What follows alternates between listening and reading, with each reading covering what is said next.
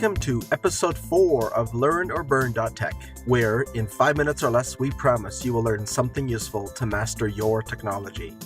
Today, we'd like to talk to you about 3 experiences this past week alone that hit close to home. 1, a phishing attack. Next, a remote access, a socially engineered remote access attack. And finally, a ransomware attack. This is not about making you afraid, but making you aware. We believe awareness is the first step to help you be equipped to take care of those that matter most. On to the first experience, a phishing attempt.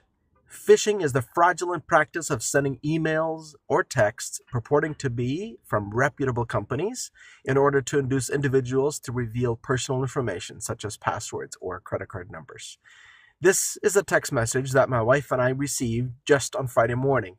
And for those of us in the cybersecurity community, it has many of the hallmarks of a phishing attack, including, first, that it's intended for specific bank customers, of which who may or may not be. Secondly, it asks to verify my information, which a bank never does over text or email.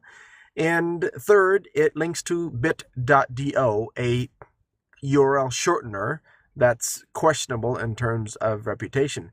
However, it's very likely that this phishing attack was very successful amongst the people that received it other than ourselves.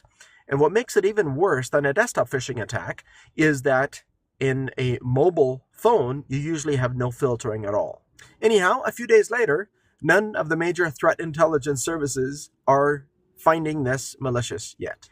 However, if you follow our advice, then you will be on a VPN all the time with your mobile phone with a service that offers whitelisting, in which case you won't have this problem at all. This is what the block page would look like, for example, if you use a DNS thingy in whitelist mode. On to the second experience. A friend of ours recently started to bank with TD, along with their online banking package. Her start was very similar to what you and I might do. She went to a browser and started typing tdeasyweb.ca. Just based on the URL itself, it seems quite innocent, but take a look at what happens as soon as you hit enter on that URL. The website isn't owned by TD. In fact, it doesn't even pretend to be a banking site. However, it appeared legitimate to her because it was offering a survey that pretended to be from her current internet service provider. And so after she completed the form, she got this call or this notice to call a toll-free number warning her about her insecurities on her computer. She did pick up the phone, she did dial the number, and 30-40 minutes later, she realized, wait a minute, something isn't right. They now have my passwords, they now have my banking information, and I don't really know who this is. The family then chose to call me, which is great.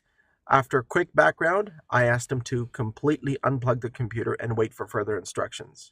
To make a long story short, we got her fully recovered. She's out of danger now.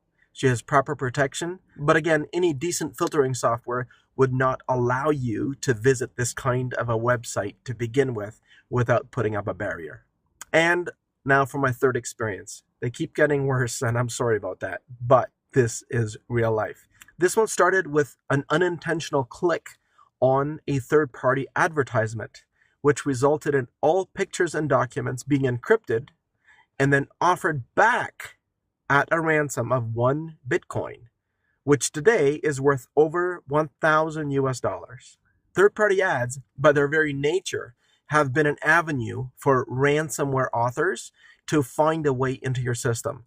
Once this kind of software is installed, it's very rare that you can recover in any other than the following 2 ways. Number 1, you pay the ransom, or number 2, much preferred, you have a valid backup.